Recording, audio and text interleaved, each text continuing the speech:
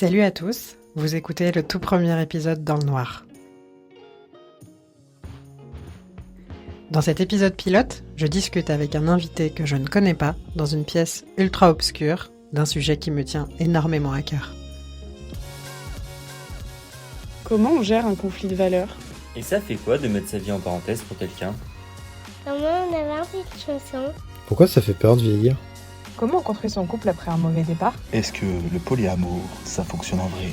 D'où vient ton désir ? Est-ce que tu as déjà vécu une rupture amicale ? C'est dire quoi être heureux ? Comment on vit sa vie quand on n'a aucune pression, aucune contrainte ? À quoi ça ressemble de construire sa vie avec quelqu'un dont on n'est pas amoureux ? Toutes ces questions, je me les pose. Et si vous écoutez cet épisode, c'est probablement que vous vous les posez aussi. J'essaye de trouver des réponses avec des invités, et j'espère que cet épisode vous plaira autant qu'il nous a plu. Bienvenue dans le noir.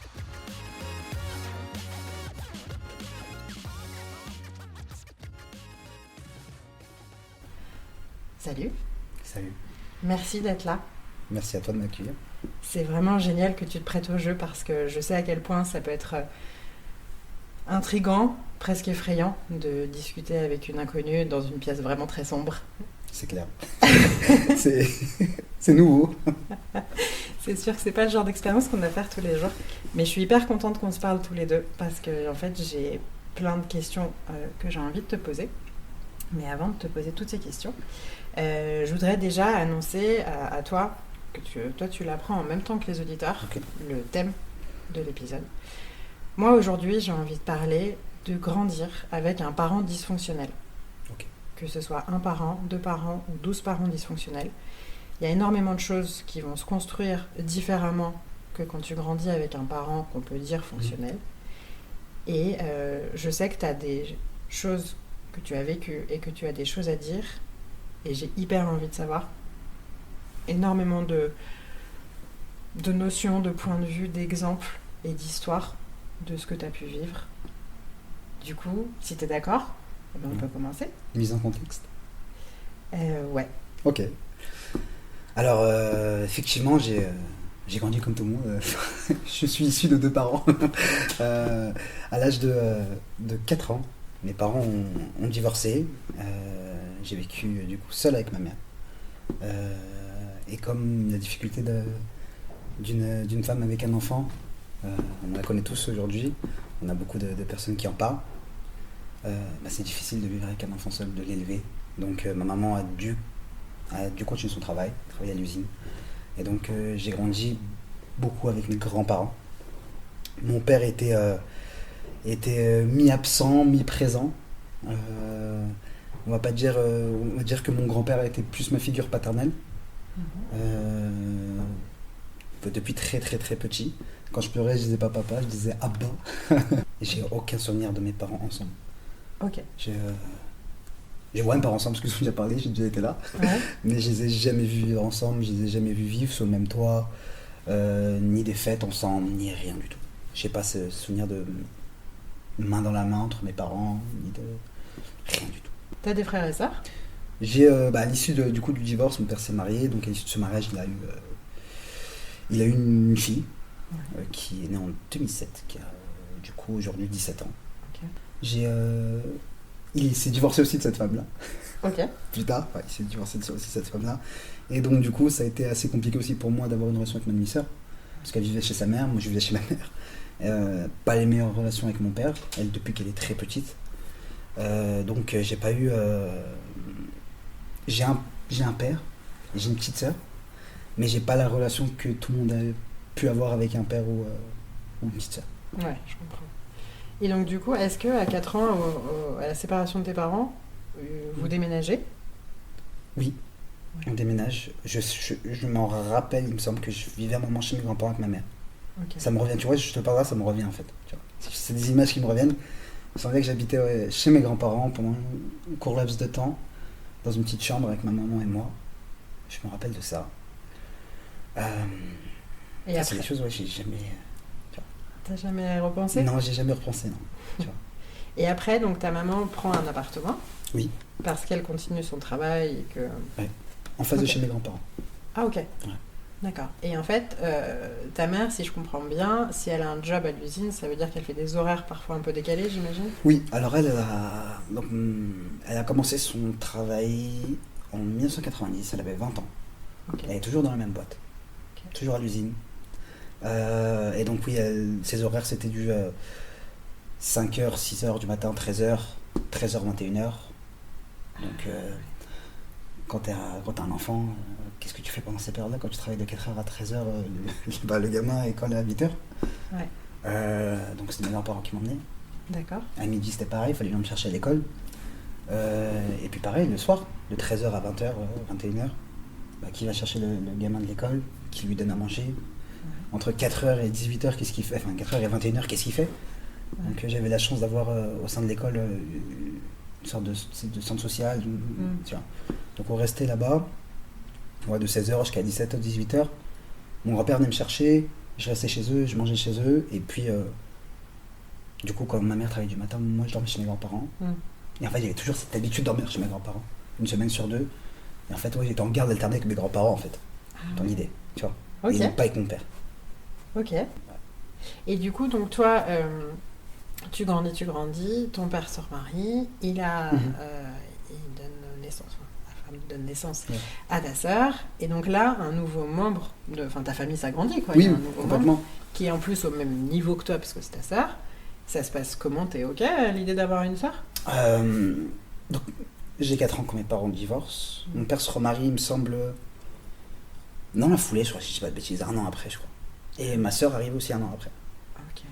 Il me semble que je dis pas de bêtises. En tout cas, le divorce est prononcé, et 1 an après, il est marié. Mais ils étaient déjà plus ensemble depuis pas mal de temps, je pense. Mais Ok. tu vois, c'est des trucs où c'est quelque chose, j'en ai jamais parlé avec mes parents, tu vois, typiquement. Ok. Mais je pense qu'on reviendra dessus, sur ce sujet-là. Mais concernant ma petite sœur, moi j'ai eu beaucoup de mal avec ma belle-mère. Ok. Beaucoup de mal. Parce que quand ma mère m'emmenait voir mon père, du coup, me déposait chez lui, je la voyais pleurer, tu vois. J'étais pas, quand je rentrais à la maison, elle pleurait, elle était pas bien, c'était pas facile. Quand t'es un gamin, tu vois ta maman pleurer, t'essayes de comprendre, tu comprends pas trop. C'est plein de... T'es vraiment dans le flou. Mais bon, au bout d'un moment, je sais même pas si t'acceptes la situation, mais c'est comme ça, tu vois. Ma sœur arrive donc en 2007. J'ai toujours eu d'excellentes relations avec elle, tout de même, tu vois. Parce que c'était ma sœur et mon père, c'est ta petite sœur, tu vois. Et y a pas de, j'ai jamais eu, pourquoi il y a elle, tu vois. Des fois, il y a des enfants qui ont ça, c'est pourquoi elle est là, qu'est-ce qu'elle veut. Non, c'était ma petite sœur, tu vois. Ça m'a fait même plaisir, parce que je suis un gamin, je suis tout seul. T'arrivais 5-6 ans, t'as une petite sœur, trop bien. Ton père, il est dans les parages à cette époque-là. Oui, même ville, ouais. Ok. Sans être, sans vivre avec toi, et sans être impliqué, ou en étant impliqué dans ta vie? En fait, je sais pas comment l'expliquer, mais il est là sans être là. Mes parents, ils ont été, c'est l'accord amiable typique. Écoute, ma mère n'a jamais posé de problème. Tu vas voir ton fils, tu viens le voir. Tu me préviens juste, il n'y a pas de souci, il n'y a pas de un week-end sur deux, une semaine sur deux, j'ai pas envie de ça. Parce que le gamin, tu vas l'emmener là, tu vas le ramener ici, il va être perdu, je veux qu'il ait son cadre aussi. C'est comme toi, donc ils sont mis d'accord. Et lui, ok, je pense que mon père, ça l'a arrangé aussi. Mais il est là sans être là, dans le sens où c'est quelqu'un qui continue à vivre sa vie. C'est quelqu'un qui est né au Maroc. C'est quelqu'un qui a eu des mauvaises relations avec son père, avec ses frères. Et il a grandi dans un milieu où il est au Maroc, et en fait il n'a pas du tout la mentalité de l'époque qu'avaient les gens d'époque. Une mentalité un peu fermée, un peu non, je fais pas la fête, je fais pas. Il avait plus une mentalité européenne, on va dire. Et donc quand il arrive en France, je pense qu'il a découvert ce monde-là, cette vie-là, tu vois. Et donc il n'avait pas la maturité assez prononcée pour avoir des enfants, ni de les élever, je pense. Il a jamais, par contre, il a jamais cessé de nous aimer, tu vois, moi et ma soeur. Il a toujours, tu vois, il a toujours plein de bonnes intentions. Tu vois, on nous voyait, c'était pas quelqu'un qui allait rechigner sur l'argent. Il dépensait pour nous, il donnait tout. Quand il me voyait, tiens, t'as une veste, tiens, prends ci, prends ça. Je pense que c'était une façon pour lui aussi de s'excuser. Je sais pas, mais tu vois, avoir ce truc où il se dit, j'ai pas géré peut-être, je sais pas. J'en ai jamais parlé avec lui. C'est vraiment, c'est pas pour moi un sujet tabou, mais c'est quelque chose je sais qu'il faut pas que j'en parle. J'ai pas envie d'en parler. J'ai pas envie d'en parler avec lui, ni avec ma mère. J'ai pas envie de m'en parler avec moi-même. Tu vois, c'est quelque chose où c'est un peu un blanc dans ma vie. C'est, j'ai grandi sans papa, j'ai grandi sans papa, c'est pas grave, tu vois. Donc je relativise beaucoup sur ce sujet-là. Mais ouais, il est toujours là pour nous faire plaisir. Mais souvent, si c'était le papa qui te disait, ouais, bah, je viens dimanche, je cherche à 13h et 14h il est pas là, 15h il est pas là, 16h il est pas là, 17h il est pas là. Et il t'envoie un message le mardi pour dire, ah pardon. Tu vois. Donc, typiquement, j'ai une illustration, si tu veux, qui me vient. Je suis avec ma famille. Donc, nous, on est une petite famille, mes grands-parents, ma tante, ma mère, mes 3 cousins, cousines. Ok. Et donc, on se voyait pas énormément, parce que du coup, ma tante et mes cousins allaient plus voir la famille du mari, tu vois. Donc, ils étaient plus là-bas, mais on se voyait, tu vois, au moins 2 fois par mois, 3 fois par mois. Tout souvent, tous les dimanches, pratiquement. Donc, c'était un dimanche couscous, comme on dit. Et donc, on est tous ensemble, et puis mon père appelle ma mère, d'un coup. Et je crois qu'il est 13h. Oui, dis à Mehdi qu'à 21h, ou 20h, on va au cinéma. Ou non, même pas 17h. Il dit, ouais, je viens chercher Mehdi à 17h, on va au cinéma. La mère dit, ok, bon, il y a toute la famille, tu peux me prévenir avant quand même. Tu vois, tu prévois moi la veille, ou même 2 jours avant, c'est pas grave, au moins tu m'as dit, mais préviens pas moi maintenant. Et okay, ma mère, elle était très dans le, ton père veut te voir, tu vas le voir. Ok. Donc ma famille un peu dégoûtée, parce qu'on est tous ensemble, tu vois, on kiffe ces moments. Et il vient pas. 17h il est pas là, 18h il est pas là, 19h pas là, 20h il est pas là. Ma mère qui dit, ok, c'est chiant. Et toute ma famille s'énerve, tu vois, ils disent, non mais il se fout de notre gueule, quoi. Tu vois. Et pas de réponse, on sait pas où il est. Rien. Et puis il va te contacter une semaine après pour te dire, ah mais c'est vrai que j'avais oublié, mais on se met ça dimanche. Il te dit ça, c'est le samedi d'après, tu vois. Donc c'est des trucs où, tu vois, quand je te dis qu'il avait pas la maturité, c'était pas... quand il était avec nous, je prends ma soeur aussi, je l'inclus dans le dos, ça a toujours été un très bon père. Il a jamais été violent. Il a jamais... hausser le ton avec nous, ni gueuler, tu vois. Il a jamais été comme ça quand il était petit. Jamais. Il était toujours, on fait ce que tu veux, tu vois. Ok. Donc papa très aimant quand t'es avec lui. Par contre, t'as ce côté des choses où tu dis, en fait, ouais, quand je suis pas avec lui, est-ce qu'il pense à moi? Est-ce qu'il... Tu vois? Parce qu'un père qui arrive et qui te dit, je viens te chercher, en fait, il vient pas, et puis il te contacte 3 jours après pour te dire, ouais, pardon, j'ai pas pu venir, en fait, c'est déjà un manque de respect envers ma mère, manque de respect et manque de considération envers moi. Et je suis trop petit, je peux pas penser à ces choses-là, tu vois. Mais donc, je pense qu'à des moments, je me suis peut-être dit, mais en fait, est-ce qu'il m'aime? Tu vois. Bah ouais, bien sûr. Et ça a changé directement, parce que quand je le voyais, il me montrait qu'il m'aimait. Mais quand je le voyais pas, il me montrait pas. Du coup, je sais pas. Tu vois. Il est pas stable, en fait. Même dans sa vie perso, il est pas stable. Tu vois. Tu sais jamais où il vit, tu sais jamais s'il a changé d'appartement, par exemple. Tu ne sais pas ça. Ah bon? Ah non, mais je te jure, il y a des moments où il nous appelle, ouais, j'ai changé d'appart. J'habite plus là. Ah bon? Bah tu peux nous le dire, en fait, tu vois. Ouais. Parce que, en fait, souvent, quand on se voyait, on n'allait pas chez lui, mais on allait au resto. Donc on faisait un resto cinéma, par exemple. J'allais chez lui, je savais des fois où il habitait, tu vois. Mais je pense qu'entre mes 10 ans et mes 17 ans, je ne savais jamais où mon père habitait. Tu vois. Ah, c'est ouf. Parce que même s'ils sont partis d'un accord amiable en se disant, bah écoute, tu prends quand tu veux, il n'y a pas de souci, il n'y a pas de week-end sur 2, il n'y a pas de trucs comme ça. Ouais. Bah, quand c'est comme ça, tu te dis toi inconsciemment aussi, bah je vais le prendre le week-end. Tu vois, je le vois pas de la semaine parce qu'il est chez ses grands-parents et chez sa mère, bah je vais le prendre le week-end, tu vois. Je le vois pas. Mais en fait, il le faisait pas. Ouais. Et quand il le faisait, bah je dormais chez lui, mais c'était. Je pense que c'était un samedi tous les 2 mois, quoi. Ok. Parce que c'est marrant, tout à l'heure, un peu avant, tu m'as dit. C'est un très bon père, parce qu'il vous a jamais tapé et autres. Pour toi, être un très bon père, enfin, pardon pour la question, mais non, ce qu'il a fait, c'est suffisant pour être un très bon père? Ce qu'il a fait dans quel sens? Bah, le fait que, quand il vous voyait, il aimait bien vous offrir des trucs, vous faire sortir, enfin, c'était fun, quoi. Alors, je sais pas si je vais dire bon père, mais c'est une très bonne personne, au fond. Donc est-ce que tu peux toujours en vouloir à quelqu'un qui est très bon au fond de lui et qu'en fait tu sais qu'il a juste pas le cadre dans sa vie parce qu'il l'a pas eu? C'est quelqu'un qui a perdu sa mère, il avait 9 ans. Ah ouais. Il a grandi dans une famille à 9. des écarts d'âge entre un peu tout le monde. Mhm. Sa plus grande sœur, elle a... ils ont quoi? Je pense qu'ils ont 15 ans d'écart. Ouais. Donc c'est quelqu'un qui a grandi, 9 ans, 9-10 ans, il avait plus sa mère. Il avait son petit frère aussi encore à s'occuper. Ouais. Papa pas là, belle-mère qui arrive, belle-mère un peu tyrannique. Donc tu vois, en fait, c'est quelqu'un, avec le recul aujourd'hui que j'ai, c'est quelqu'un qui n'a pas eu de cadre dans sa vie. Ok. Donc comment tu veux que quelqu'un qui n'a pas eu un cadre arrive à cadrer des enfants? Ouais. Bien sûr. Et n'importe quel âge en fait. Je pense que ça te... T'as un moment dans ta vie où tu sais... Enfin, tu veux avoir des enfants, tu veux faire des choses bien, tu te dis ouais c'est trop bien, je veux avoir des enfants. Il y a un accomplissement dans une vie pour beaucoup de personnes. Mais si tu peux pas, en fait, est-ce que tu as la conscience que tu ne peux pas? Connaître tes propres limites. Oui. Non, mais c'est pas simple. Hein. Non, c'est pas simple du tout. C'est pas simple. En fait, je pense qu'on détesterait l'idée de se dire j'aimerais bien, mais j'en suis pas capable. On déteste l'idée de se dire qu'on n'est pas capable. Enfin, on déteste. En tout cas, quand on décide d'entreprendre un truc, on se dit forcément qu'on est capable.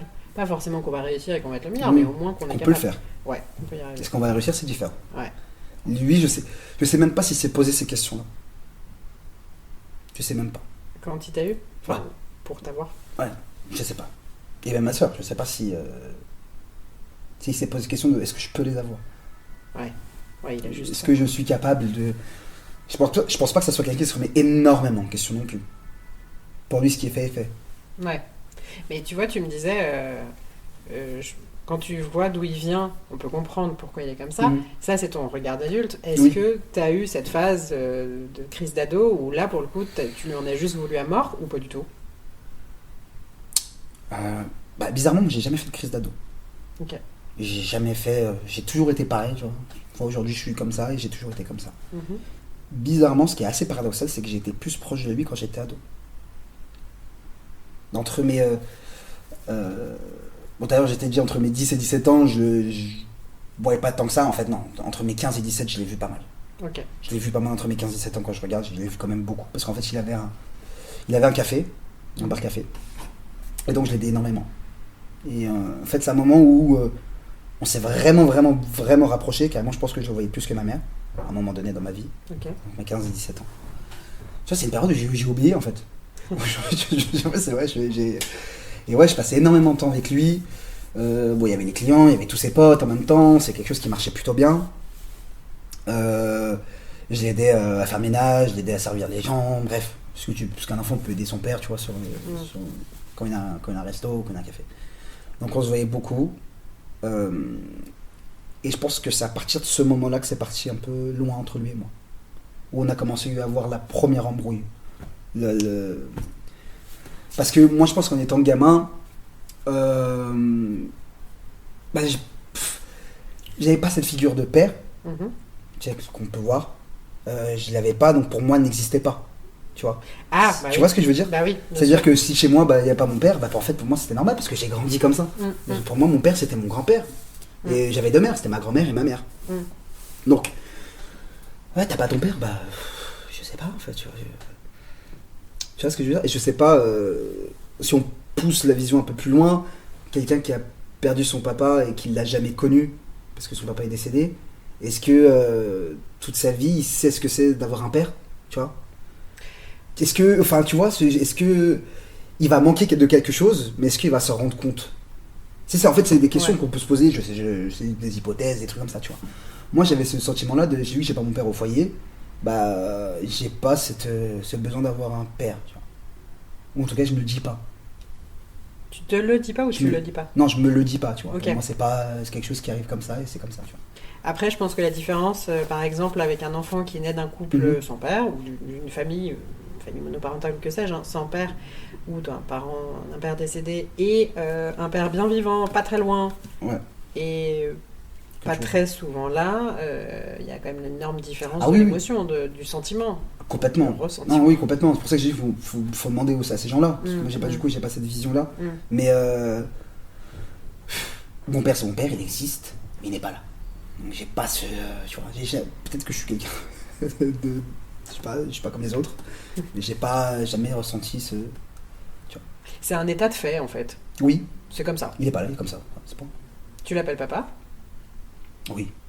Ok. Ouais, je l'appelle papa. Donc moi, j'ai des parents divorcés, mais j'ai grandi en garde, tu sais, exclusive chez ma mère. Je voyais mon père, alors, selon un contrat, et que je voyais très souvent, c'est un père impliqué, tout ça.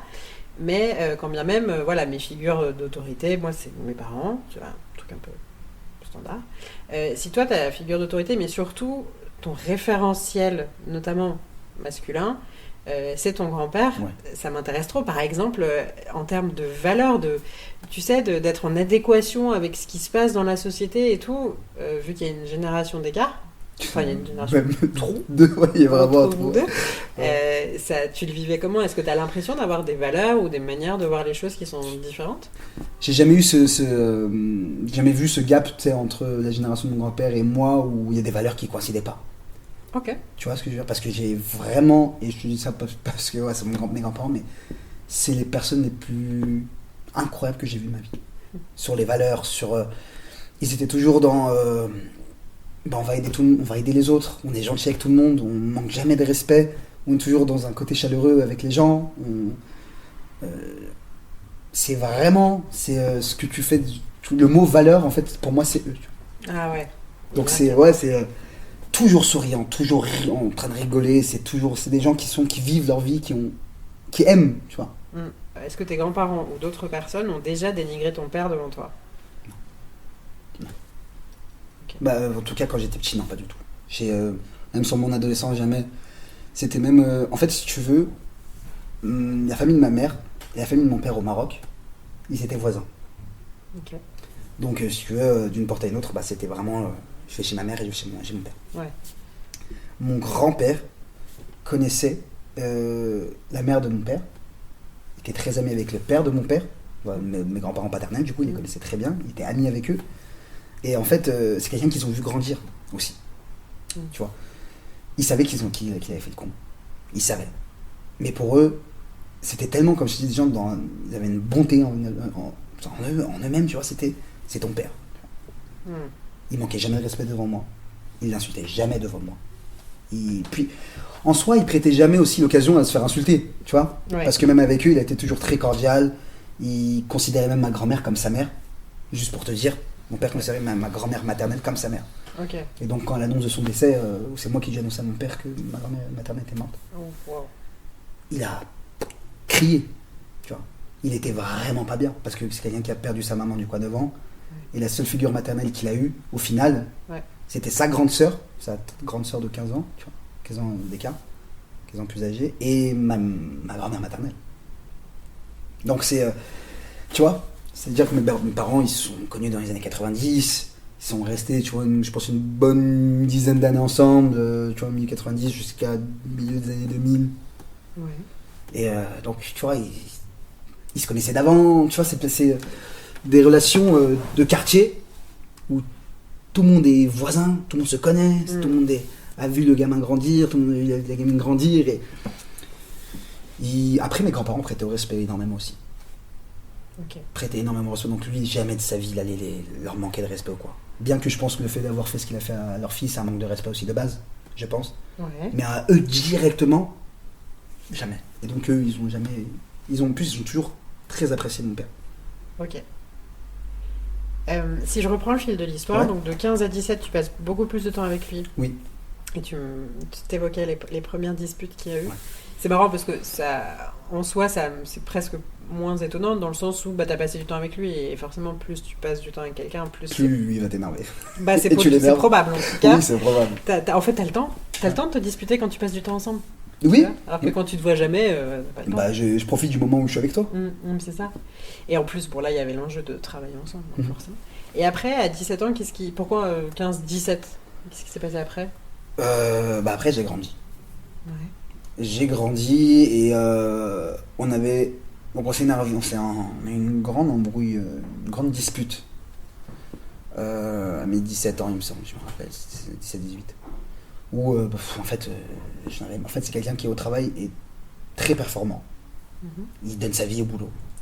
Tu vois, c'est quelqu'un qui pouvait enchaîner 2 boulots de suite, il s'en foutait, tu vois. C'est très longtemps, on va pas se faire remonter par les finances publiques. Mais non, c'est quelqu'un qui s'est toujours donné au boulot, il a toujours bien travaillé. Et tu sais, moi j'étais encore un gamin, j'apprends à servir les gens, tu vois, je me développe. Ouais, t'apprends le métier. J'apprends le métier, et puis c'est même pas mon métier, tu vois, en soi, j'apprends juste à aider mon père. Ouais. Et il y a un moment, je pense, où on s'est trop vu. Et c'est dingue, parce qu'en fait, on a une relation, pas père-fils, mais frère. Ok. Parce qu'il me parlait comme pas son fils, mais son petit frère. Et moi, je lui parlais comme mon frère, au final. Et donc, des frères et sœurs, ils se disputent. Ouais. Quand ils se voient trop, ils se disputent. Ouais.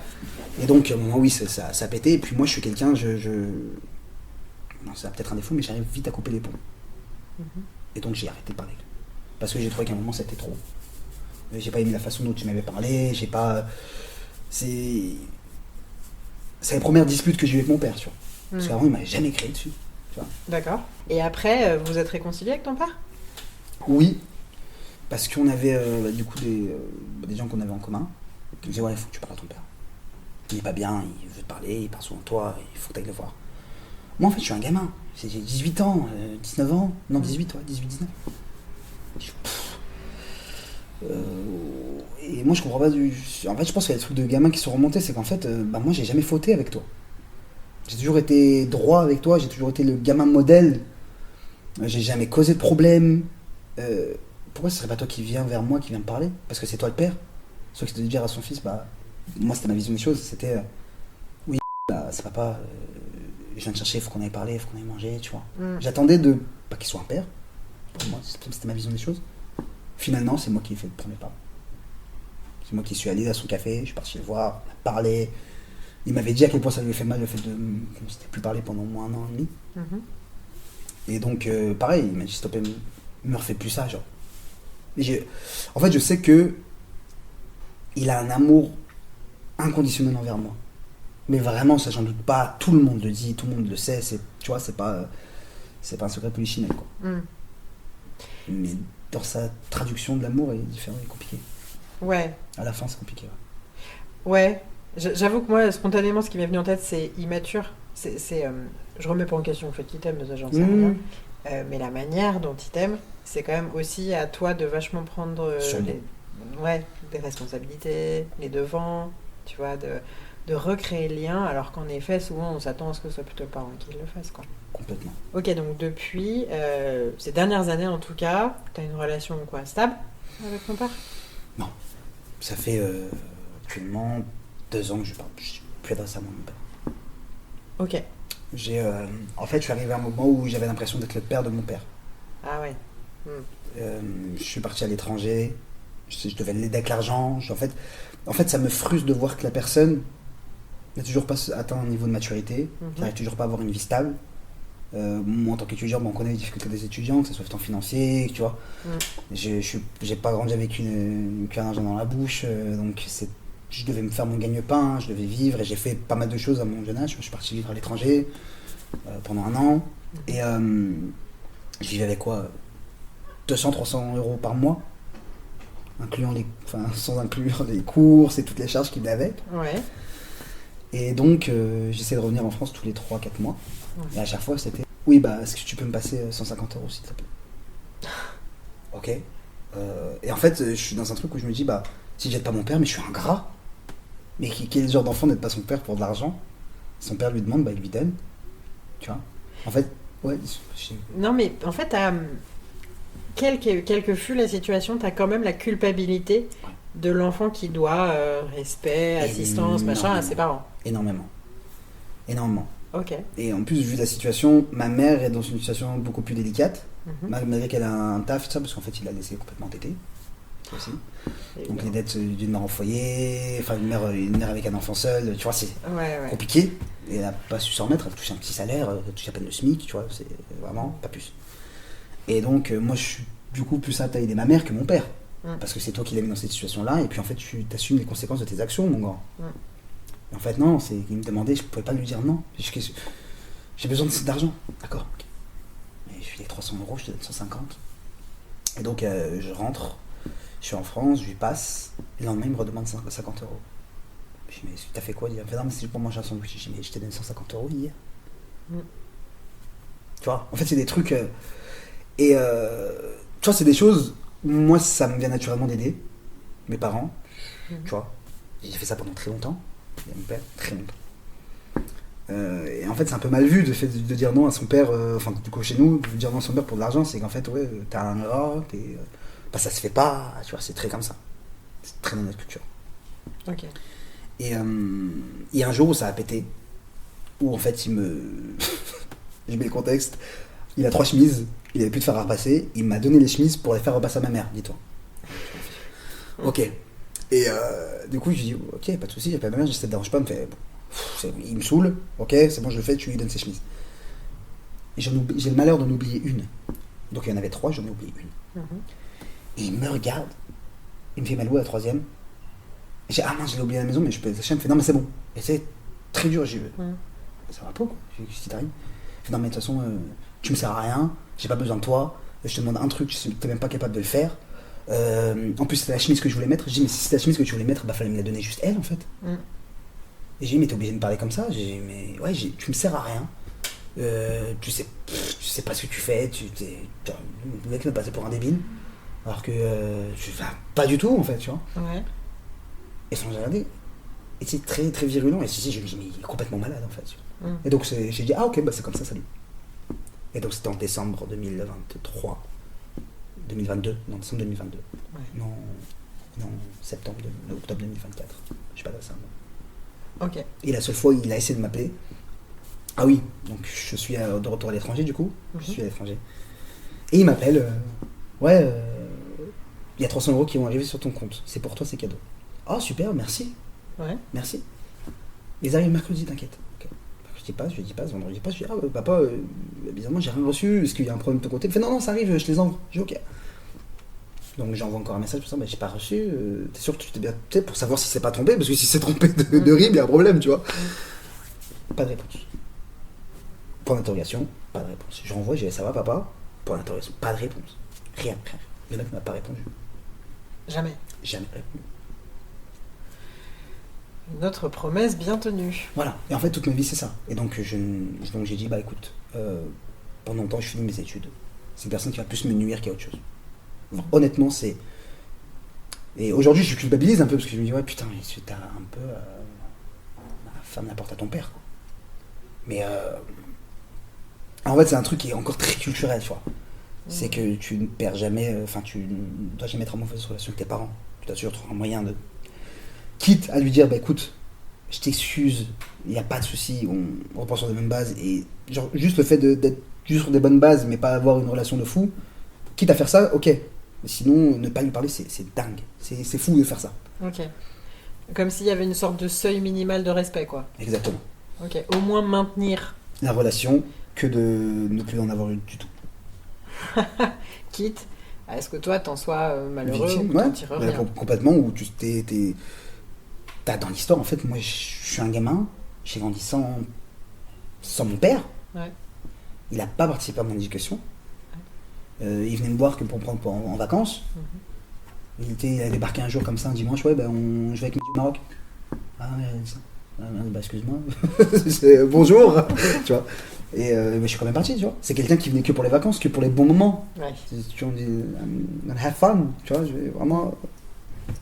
Mais c'est tout. Là, j'ai été là dans les devoirs, j'ai jamais fait mes devoirs avec mon père, par exemple. Il m'a jamais demandé comment ça se passait l'école. Je pense qu'il sait même pas en quelle classe je suis. Et j'ai accompli, je pense, pour les moyens que j'avais au départ, et là où j'en suis arrivé, t'as un papa, tu devrais être super fier de ton fils, tu vois. Il sait même pas. Il s'en est jamais soucié. Enfin, pour lui, c'était, ouais, mon fils, il est bon à l'école, hein, c'est tout. Mais en fait, il disait ça aux autres, c'était une image, tu vois. Le trophée, le fils trophée. Exactement, le fils trophée. Mais sans même s'intéresser. Alors, tu vois, ma mère, par exemple, elle connaît pas le nom de mon master, mais je lui en veux pas. Tu vois, j'ai dit, ok, vraiment, c'est difficile à retenir. Ok, d'accord. Mais au moins, c'est que, tu vois, c'est ce que je fais dans ma vie. Elle suit ma vie, parce que je vis encore avec elle, tu vois. Et lui, pas du tout. Et quand tu penses à ton père aujourd'hui, t'as quoi comme sentiments qui te viennent immédiatement à l'esprit?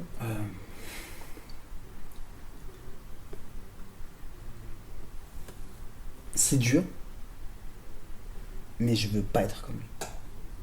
Je veux pas être le même père que lui.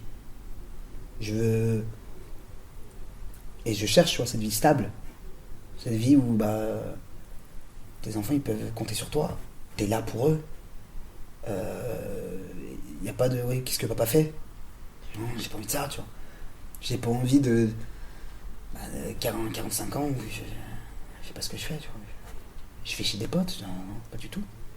Tu veux pas faire vivre à tes potentiels futurs enfants ce que tu as vécu.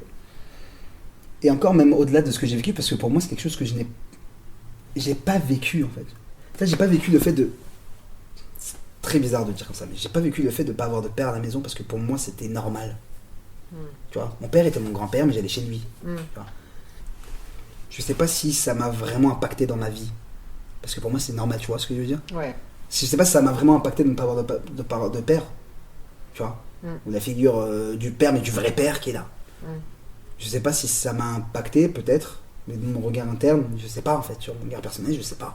Pour moi, non, c'est ma vie, je l'ai fait comme je devais la faire, j'ai fait ce que je devais faire, et je suis très reconnaissant des personnes qui m'ont éduqué, des personnes avec qui j'ai vécu, de ma famille. Mes enfants, pour moi, je serai leur père, et je veux qu'ils disent, ouais, putain, c'est mon père, il est incroyable, tu vois. Tu vois, ce truc, je pense que c'est le but de tout papa, tu vois. Si je te dis, ouais, je veux pas que mes fils ou mes enfants soient à fond sur moi, dingue de waouh, ils mentent. Mais je veux vraiment avoir ce truc où, oui, ils sont fiers de leur papa, tu vois. Ouais, et en attendant d'être père, en tant qu'être humain, tu construis une vie stable. Oui, bah c'est ça. J'arrive pas à imaginer tu une vie à 45 ans où tu traînes encore en boîte de nuit, par exemple. Là, c'est pas ton modèle. Et mon modèle, par contre, c'est mon grand-père. Ouais, carrément. Donc, okay. Ouais, c'est une histoire très, très, très, très... Je sais, c'est quelque chose dont j'en parle rarement, en fait. Ouais. Je pense qu'il y a un côté assez étrange, c'est de imaginer ou de concevoir ou même d'être en train de construire un chemin qu'on connaît pas, en fait. Papa à la maison, tu connais pas. Et de me dire, quand tu imagines ton avenir et les moments où, si j'ai bien compris, tu veux une famille, donc les moments où tu imagines être père, peut-être que parfois l'image te vient de papa à la maison. Et je me dis, mais en fait, il y a plein de choses que tu vas devoir apprendre. Alors, ton grand-père avait énormément de valeur et t'a enseigné plein de trucs, évidemment. Mais j'imagine qu'il y a quand même quelques nuances entre être un grand-père très impliqué et être un papa tous les jours à la maison, enfin, présent à la maison. Et je me dis, c'est marrant, j'imagine qu'il y a probablement plein de choses que tu vas finalement apprendre ou tester par toi-même, tu vois, sans forcément reproduire un potentiel schéma, parce que là, pour le coup, la voie est libre, hein, il n'y a pas vraiment de schéma de papa à la maison. Donc, tu vois. Je sais pas ce que ça fait, tu vois, de dire, ah putain, il y a papa qui rentre à la maison. Putain, est-ce que j'ai fait mes devoirs, est-ce que j'ai fait ma douche, est-ce que j'ai tout fait, tu vois, j'ai cette figure du papa qui arrive et tous les enfants ils sont, oh, il y a papa à la maison. Tu vois, ce truc où, wow, something's happening, tu vois, il y a vraiment quelque chose qui arrive et qui se passe. Donc j'ai pas cette... je sais pas ce que ça fait. Tu vois. Mais à la fois, ça te fait pas peur l'idée d'être papa? Non. Ok. Parce qu'en fait, je sais que j'ai pas du tout la même mentalité que mon père. T'es pas ton père? Pas du tout. Mais pas du tout. Je suis mon grand-père à la rigueur, mais pas du tout mon père. Ouais. Et puis même au-delà de ça, j'ai même l'impression que ma mère a joué le rôle de père aussi, tu vois. Ouais. Souvent le cas dans les mères célibataires. Ouais. Les mères célibataires avec un enfant, c'est... Moi, j'ai un respect énorme pour cette femme, tu vois. Parce que 35 ans dans la même usine où elle se pète le dos, où elle se casse le poignet, où elle... Et en fait, juste pour subvenir aux besoins de son fils, c'est... Quand tu grandis comme ça, tu peux que être fier d'avoir une personne comme ça dans ta vie, tu vois, d'avoir cette maman-là. Figure parentale. Pour autant, je sais qu'il faut que je règle la situation avec mon père. Pourquoi? Parce que je veux pas que mes enfants n'aient pas de grand-père. Ah, ok. Tu vois. Pour moi, mon grand-père était tellement important que si je me dis que mes enfants n'ont pas de grand-père paternel, c'est chaud. Oui, mais si toi, t'as pas de père, t'as plutôt ce que t'as appelé étant un frère... Dans ce cas-là, ils auraient un oncle, ils n'auraient pas de grand-père. Oui, mais ça reste quand même mon père. Tu vois. En fait, j'ai la limite où je sais que notre relation, c'est une relation tellement frère, mais je sais que ça reste mon père. Tu vois ce que je veux dire? En fait, j'arrive à faire cette distinction-là et cette nuance-là. J'ai une relation comme mon frère, mais c'est mon père. Ok. Tu vois. Ouais. Et je veux que mes enfants aient un grand-père. Ok. Sous couvert qu'il assure son rôle de grand-père. Parce que peut-être qu'il ne l'assurera pas non plus. Oui, après, c'est compliqué en vrai. Parce que je pense que j'agirais comme Au cas par cas. Au cas par cas, vraiment, ça va être vraiment... Ouais, selon ce qui se présente. Ouais, selon ce qui se présente, comment il sera. Ouais. Je sais qu'il les aimera, parce qu'en fait, c'est quelqu'un, c'est une très bonne personne. Au fond, il aime vraiment les gens, il veut aider les gens, il est toujours dans... Tu vois, il veut toujours faire plaisir, il est toujours... Sauf qu'il connaît pas ses priorités. Tu vois. Et en fait, je sais même pas si je peux lui en vouloir, je sais pas, j'ai même pas envie de me poser cette question-là. Mais je sais qu'il faut juste que je règle cette histoire-là, parce que même pour moi, et encore, je reviens sur cet aspect très culturel des choses, c'est que je peux pas me permettre de ne plus parler à mon père. Mais c'est ouf, toute la sagesse qui se dégage de ce que tu dis, parce que je t'assure, moi, enfant de divorcé aussi, il m'en a fallu tellement moins pour en vouloir à mes parents pendant des années, et à les détester, et aller chez la psy, régler mes problèmes et tout.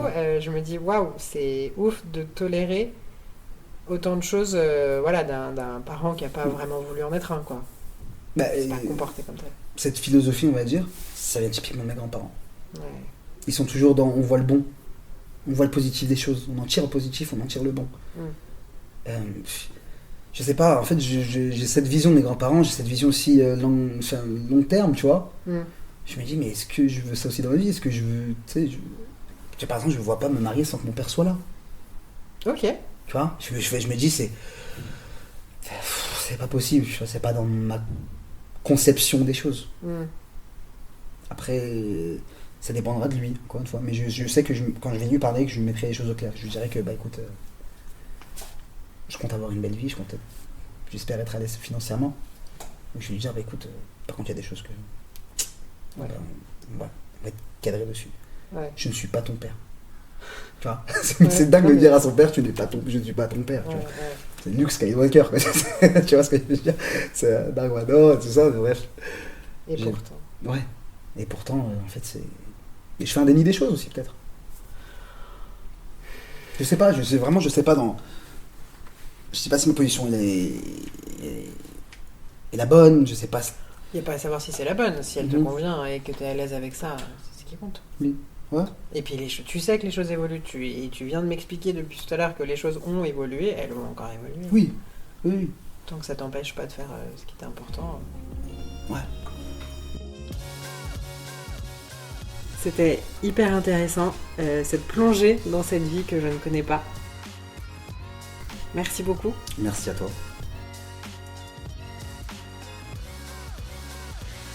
Donc ça, c'était l'épisode 0 dans le noir. Merci à vous de nous avoir écoutés, merci à vous de nous soutenir, et j'espère que cet épisode vous donnera envie d'écouter les suivants. Salut!